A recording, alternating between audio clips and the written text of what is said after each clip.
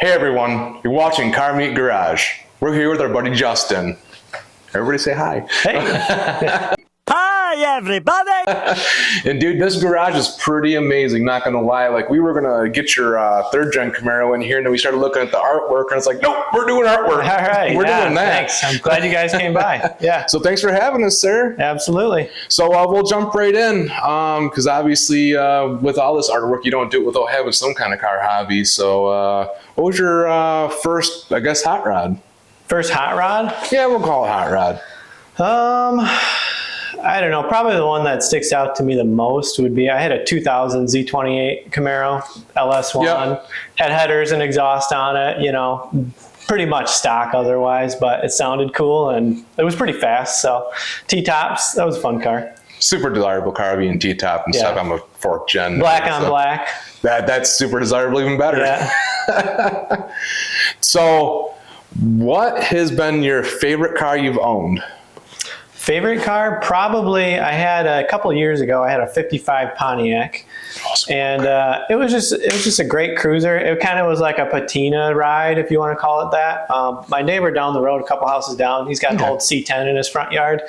And when we first moved to this house, you know, I'm scouting all over the place, you know, and they were having a garage sale. And so I stopped over and I talked to them and was like, hey, you know, we just moved in down the road. What's up with the truck, you know, kind of thing. And they weren't going to sell it, or it was his grandpa's truck, but another lady was there that was the people's mom, and they're like, well, we have a car in our backyard that my husband talked about selling, and okay, what is it? And she's like, I think it's a 50s Pontiac or something.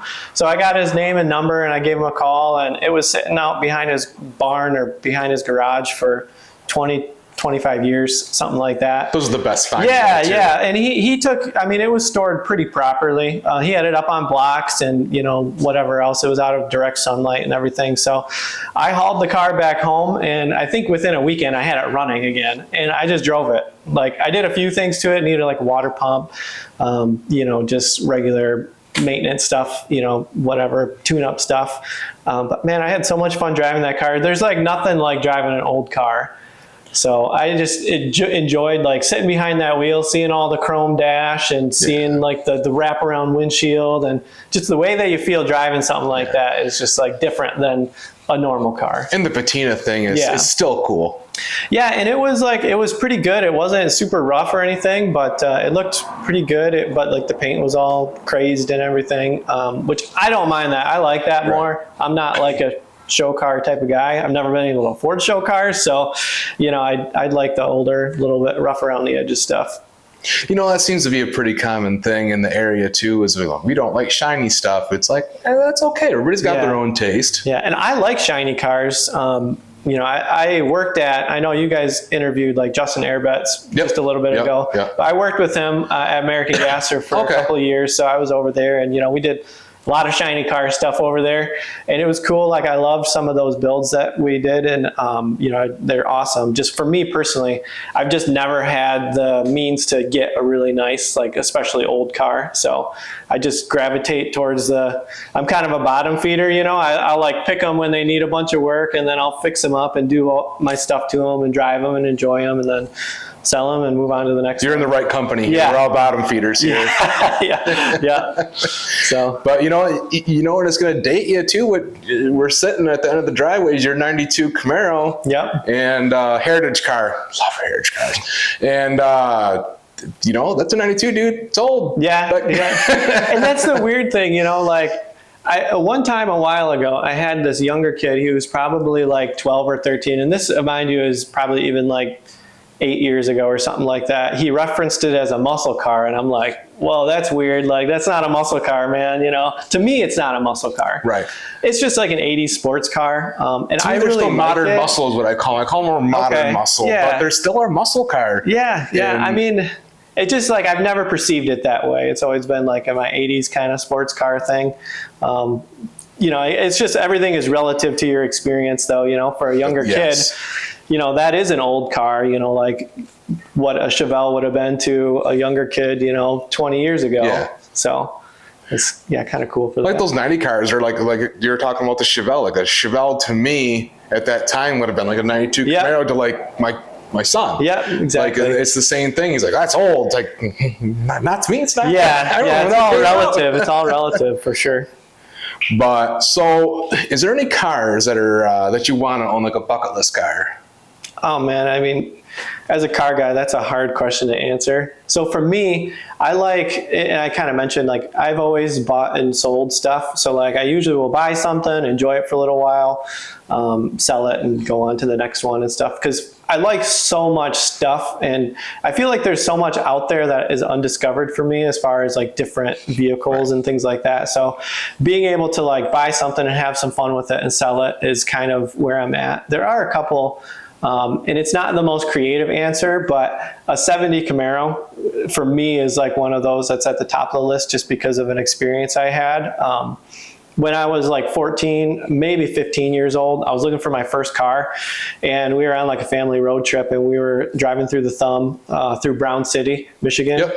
And I saw it on the side of the road for sale. It was a red 70 Camaro with black stripes on it. And the thing was like, you know, I had an older paint job on it, but it was a super solid car. It didn't have an engine in it. So anyway, we were looking at it, and like I fell in love with it. I wanted that car so bad. It was $3,200, okay, for like a 1970 Camaro, super solid car, nice interior, everything like that. And my dad, being the dad that he was, he's like, well, give it a day or two, you know, we'll take the guy's number, we'll call him back, and we'll get it for a little bit less. Like, you don't have to pay that much for it. So I couldn't not call him the next day, and it was sold. No, God! No, God, please, no! No! No! No! And I was devastated. That is like my, you know, the big fish, the one that got away. Like still to this day, that's the one that keeps me up at night because I wanted that car so bad. And so now it's like that I have that experience with it. It's like a nostalgia thing for me. I would really love to have, like, if I could find that car, that would be amazing. Like I would love to, because that would have been like the first car I was supposed to have, you know, kind of thing. Because first cars, that's like a special thing. Yeah, you know? it is. And I grew up in a car family, but my dad was never sentimental about stuff. And so things would come and go and whatever else. And he didn't think much about that kind of stuff. But growing up and like looking back at that kind of stuff, I have a different like viewpoint on it now, you know, as a dad myself, and what I want to like show my kids and stuff like that, and the experiences I want to have them experience, you know. So yeah, that would be at the top of my list though, long story short. Yes, that price point on those cars right now is pretty up there in the 70s. I mean, first year for the second gen. It's $10,000 for a piece of crap, for a basket case, you know. And so like I said, I'm a pretty frugal guy, so $10,000 is a lot of money to me. And I don't want to spend $10,000 on something I'm going to have to work on for years to drive it. So, you know, sometimes you just got to spend the money, though. I know, yeah. So I know the wife didn't get real mad, and I know this is I shouldn't even be sharing a story with you, but you know, I bought a car that I always kind of wanted to own and never did, is a Solstice, and you don't want to get yourself away from. You just have different driving experiences and stuff, and I would love to hang on to the car. I bought a Solstice and driving that car was awesome, but I bought it when I was in the hospital one time on my credit card. She was super not happy about it. Yeah, I could imagine. But anyway, sorry. So, is there any cars that you've regretted selling so far? I mean, the Pontiac would be the closest thing to it, but I mean, just because, like, you know, I mentioned I grew up in a car family, and we had cars like coming and going, and there was always a project car, but that's all they ever were. They were projects. Like my dad would get super ambitious about stuff. We'd get things torn apart and like, yeah, we're going to this, that, or the other thing. And he's kind of a perfectionist. So in his mind, unless it's perfect, like it's not really worth driving. And so I never really got to drive an old car growing up. I never went to we went to lots of car shows, but I never rode in an old car. So the Pontiac to me was like this, that was my first classic car that I really got to like drive and enjoy, and, you know, just drive it as much as I want to. So I really want to get another like 50s Cruiser or 70s muscle car. That's kind of like, I'm in between those two, but there's just something, I had such a fun experience driving that car. And I was working at American Gasser at the time, and it was my daily driver. I would drive it back and forth to Saginaw for work every day. And it was just so much fun driving something like that as a daily driver. They are very cool. I want to do that again, So that would be the closest thing. But that car needed quite a bit of work by the time I sold it. So it was time to let it go to somebody that was going to put more into it than I wanted to. So is there a specific car you'd like to get that that you wouldn't want to get rid of? Like when you look everybody's got in their head like an idea of a car that they'd love to get there, like a Ferrari or Lamborghini, something they'd love to get that they just like to hang on to. Yeah. Would it be the 70 Camaro? Would you hang on to it?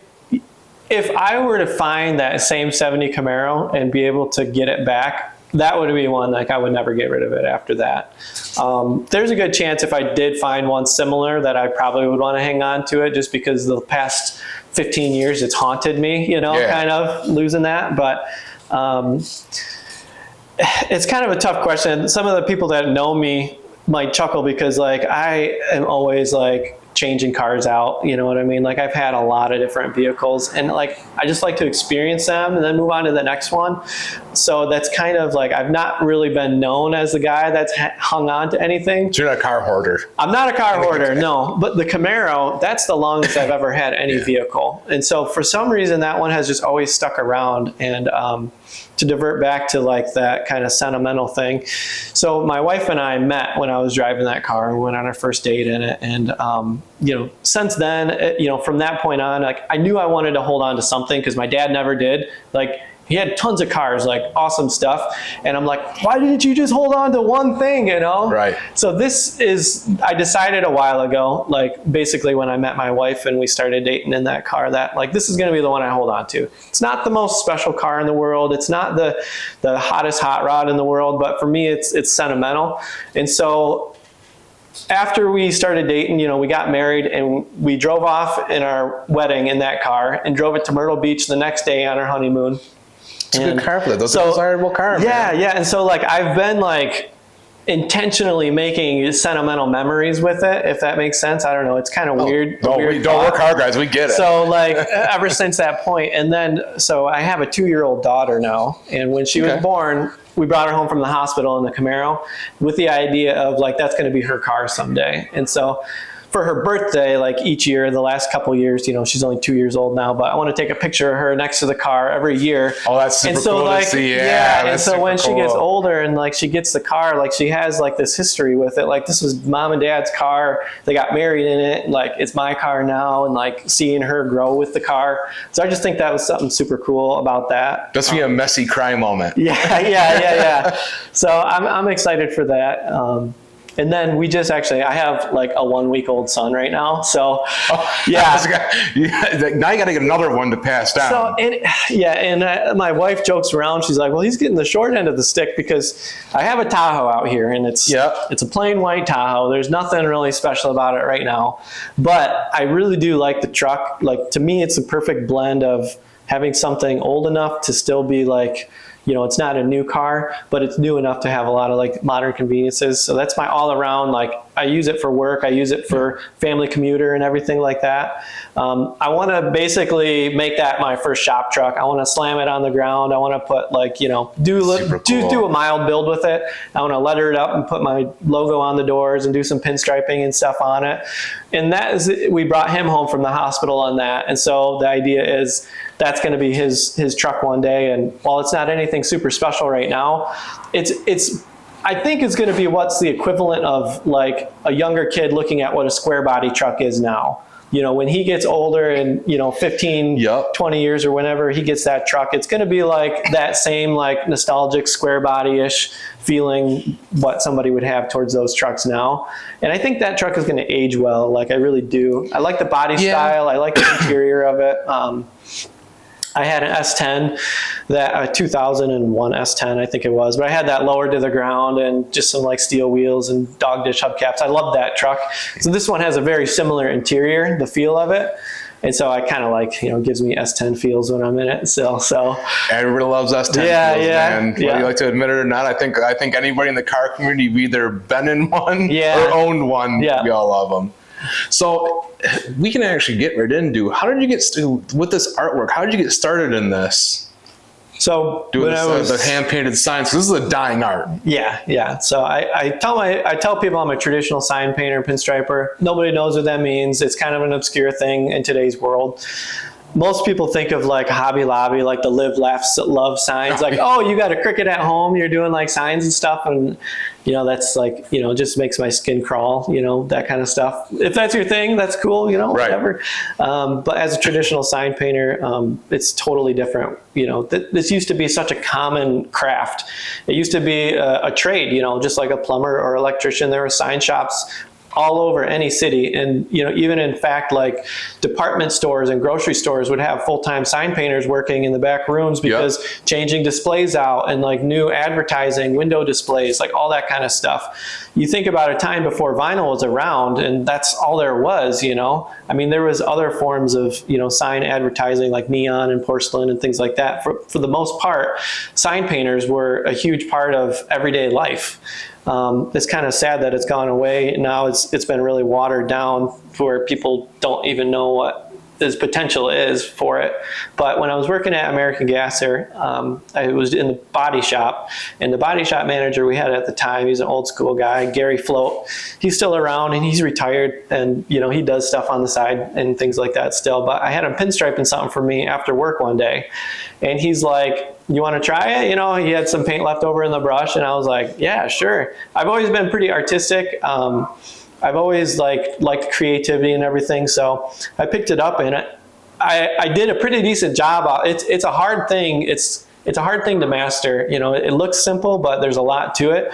And the first time I did it, I did like a half-assed decent job at it, and I think he was even a little bit surprised, and it just clicked for me. So like that night I went home and I ordered some brushes, I ordered some lettering paint, and I just devoted the next couple years to really like put my nose to the grindstone, practice, try to learn as much as I could. And I'm still learning, but I've gotten to the point where I feel comfortable saying I can do it like professionally and enjoy what I'm doing and be creative with it. And because the work looks awesome. Oh, thank you. Because it reminds me of, because even the traditional lettering, I can speak basic English. Like even in World War II aircraft, you've seen that they were all lettered up, and the art, it's super cool. And it like you said, it is kind of sad that it's people getting away from it.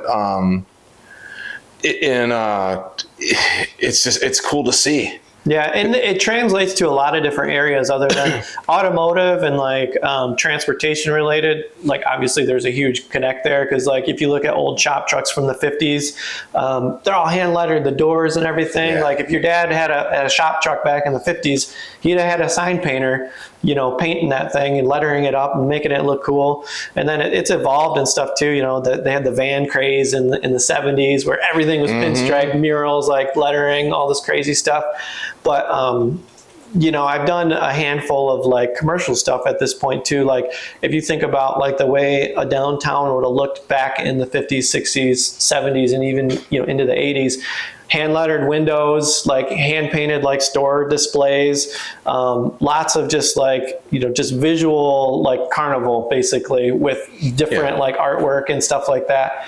That was considered, pretty basic and normal back then, but you look at stuff now or you find something like that in an antique store and it's considered like, this is like very desirable, like this hand lettered artwork that was preserved or saved or whatever you might want to call it. But old signs are huge, Right. There's a huge market for old signs right now because people appreciate that.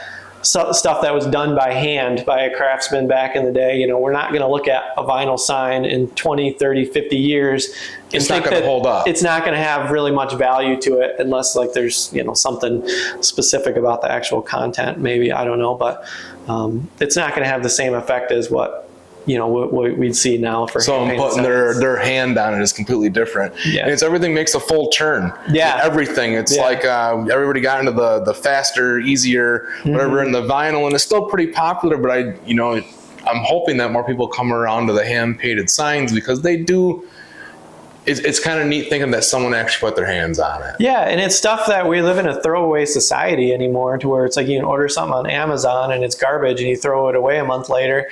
Like everything is a microwave throwaway society. Nobody really wants to invest into something that's going to be durable and long lasting. And so it's a small market, the stuff that I do. It's a niche market anymore. But the people that, you know, invest into doing this stuff and have me do their work, these are like, you know, things that are going to be passed down. They're going to be like cherished things. You know, I've done a lot of things as gifts for people, or even just like I do a lot of boat lettering, like old classic wood boats and stuff like that. Like that type of stuff is going to hold up and it's going to be around for a long time. And that's kind of cool for me, that I'm hoping like this stuff that I do is going to, I'll have my name on this stuff long after I'm gone, and, you know, my kids or my grandkids, you know, will see that kind of stuff and like appreciate it. Like that was like my dad, my grandpa painted that. Yeah, exactly. You know? Yeah. So that's kind of a cool thing. It's like leaving a legacy almost. So that kind of, you know, is a motivational factor for me in doing this, because it's not the easiest way to make a living. You know, there's the term starving artist for a reason, but you know, I can't complain. I really do enjoy the flexibility of working for myself, and just the creativity and being able to use my God-given gifts for what I think is like a, you know, a purpose that, you know, I've been gifted with. So.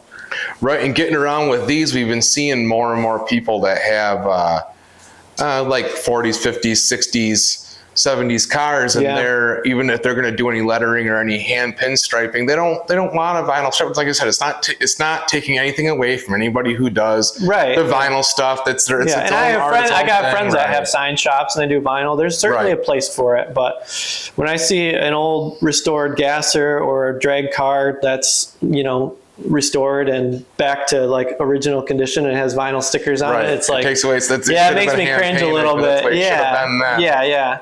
Because there's just, I mean, when you see the stuff in person, there's just a life to it that you don't get with vinyl. Like this gas station sign that I found at a garage sale that's gas for 27 cents, you know, that was back in like the 40s or 50s when that sign was done. And, you know, it's nothing special, but like, it just looks cool. You know, it has like a life to it. Brushstroke. Yeah. You can see that, see the depth character. You can see that little flick where that, you know, letter ended and stuff like that. So, yeah. It's a super cool art. And we were looking around, and my son was even asking about the Vieta that has the gold leaf. And I kind of explained to him that gold leaf was one of my favorite things in the world. It's pretty cool. You don't get that out of vinyl. No. You don't. You can they get kind of close, but it's not the same. No. And again, it's like you see the stuff in person, and it has a different vibrancy and a different life to it. And, you know, that's not to be like, has an excuse for incomplacency or like inconsistency.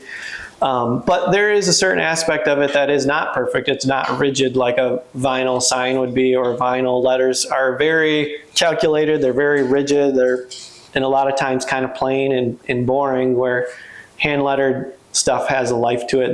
There's little differences and things that give it character that, you know, is just kind of irreplaceable in my opinion. I don't think you're wrong.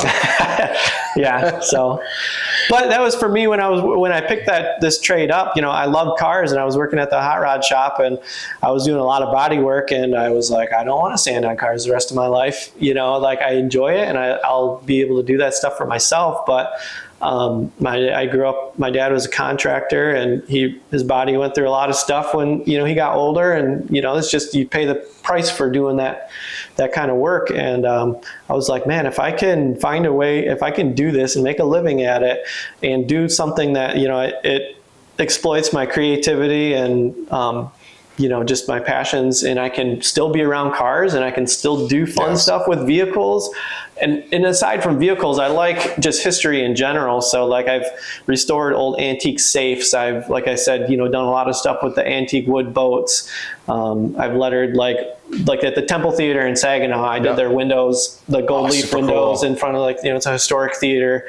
Stuff like that is just like bringing that, life back to like these things that were, that are antiques or whatever you want to call it. It's pretty cool. And then also vehicle lettering, old school race cars. Yeah. I got like some panels for an old front engine dragster right there that I'm going to be lettering up for a guy. So like a lot of the guys with the nostalgia dragsters and gassers and stuff, they'll have that stuff done. And so like, I'm all for that. Ain't got to worry about the vinyl peeling off at the 200 miles an hour right. hand painting. Right. And the perfect thing about that is too, that as that car ages, it's going to only look better, Right. It's going to take on that natural patina that it would have if it was lettered long ago, that look that everybody loves so much now. You see a lot of like faux tina, and that stuff is cool and everything, but yeah, the stuff ages well. So that's another cool thing about it. Vinyl, it'll crack and peel, and it just doesn't really look good over time. Right. So in your journeys of doing all of this and in your owning several cars, and is there anyone that you've met through cars that's still a really close friend, anything like that? Man, I've met a bunch of people through cars. When I worked at a gasser, you work at a place and you become pretty close with a lot of people there. So like, that's a great group of guys. I still talk to them pretty frequently. My buddy Zach, he worked at Gasser too. Him and another buddy of mine, Bomber. This is what he goes by, but he's a local guy too. And I've gotten to be pretty good friends with them. So we get together usually every couple of weeks and hang out and stuff. But we do car cruises and just kind of share our car stories and everything like that. So. I've met a lot of people through the car stuff, which is cool. That is something that we kind of emphasize too when we talk to some of the younger people that are getting into cars, is that almost all of my friends that I hang out with that are my good, close, personal friends, I've met through cars. Yeah. Because of cars, and it's a strong bond. It is, and it's like you have that you have a common interest and you have a common understanding of people, and for the most part, car people are super cool. Everybody is like, generally a good crowd. My wife didn't know anything about cars before we got married. And so like, she had started going to some car shows with me, and she even said like, man, these people are like super cool at these car shows and stuff. Like she liked going to see a lot of the people and just like hang out and be part of like it's just like a good group of people. And it's good that some people get out and see that too, because there is some things going on in the car scene right now, like some of the takeover stuff that's given a real bad reputation to actual like good car meets. It's taken away from it. They're just ruining it, and it's I don't want to have cops start busting in and we're all just sitting there just talking. I think everybody's open to having fun and being reckless a little bit. It's just a place and time thing, so it just gives a bad taste. And people aren't going to want to bring their kids out to these events where people are getting run over and stuff. Right. So it's fun to just go and hang out and just share that common interest and meet somebody you haven't met before. This is the first time we've met, Yeah. So, but I've heard of your name, and I've heard of, I've met Greg a couple of times, but we're just kind of like starting to know each other and stuff, which is it's cool. We can sit down and have a conversation, not knowing each other, and it's a car guy thing. Yeah, it's cool. So we're pretty much cool with everybody. Yeah, for sure. And then everybody always likes to check out other people's cars and stuff. It's like you get a car, and the first thing everybody's like, "Oh, gotta go see it. Gotta go see his new car. Gotta check it out." It's fun. Yeah, that's the cool thing about this. What we're doing here too is during the wintertime, we're always at a dead season. I wonder what so and so is doing all winter. For you weren't like super good friends with him, but you recognized the car from being out, and ta-da! Now we're here. Yep. So, do you have a favorite car memory? If I had to guess, it's got to be the first date with your wife in the third gen. Am I right or am I wrong? I think probably the wedding. The wedding would have been more so just because it was such a, we got married and the next day we drove to Myrtle Beach. It was a road trip and had the car packed full of stuff and we just went, like that was the coolest thing to me. Just driving with my new wife, and it was like an adventure and something that neither of us have done before. We did the same thing with my convertible. We didn't drive it on our honeymoon, but on our wedding was all cars and stuff. It was pretty cool. Yeah.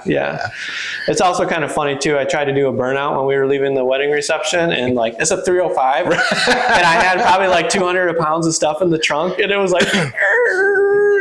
just like barely turning the wheels. It was kind of embarrassing. But you missed that. So it's a 305. Was you sure it wasn't this and wasn't just this? It's got a 4th gen rear end. Oh, okay. I actually. Oh no! Look, I can see it's a little bit wider. I tried to put that in so I could get a 2-wheel peel, and it didn't matter anyway. Oh, so, yeah. Oh, it depends on what RPO code rear end you put in it too. Yeah, that's true. I don't even know. Was it 273, a 323, a 342? I think it's a 323. 323. Yeah, okay.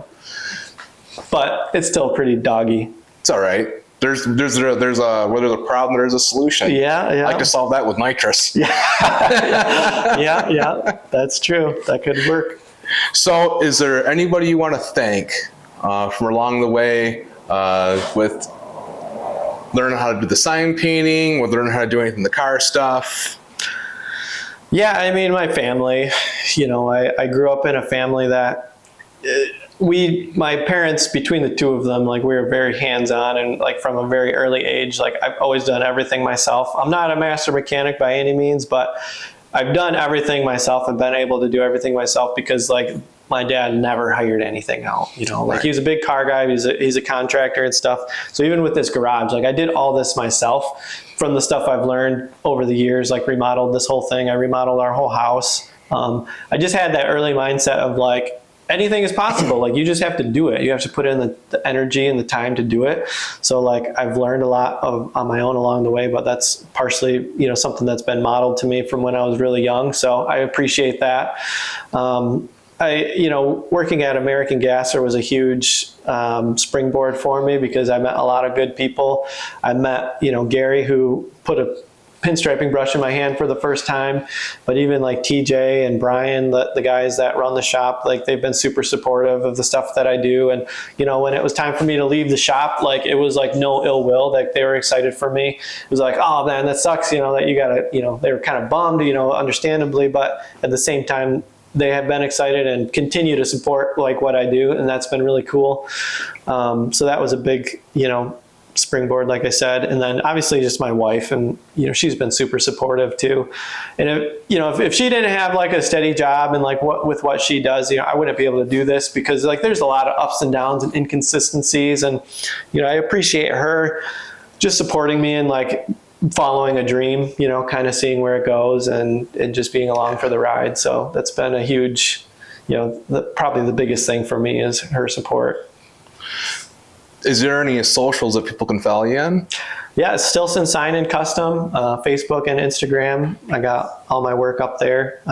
That's pretty much it. I haven't done YouTube or anything yet. It's kind of, I'd like to do that kind of stuff, but one thing at a time. People like watching that stuff, get that close-up view, doing the hand painting stuff. People love that I mean, stuff. You guys know it takes a lot of work to put all these things together and to get stuff out there regularly. So sorry, Greg. Yeah.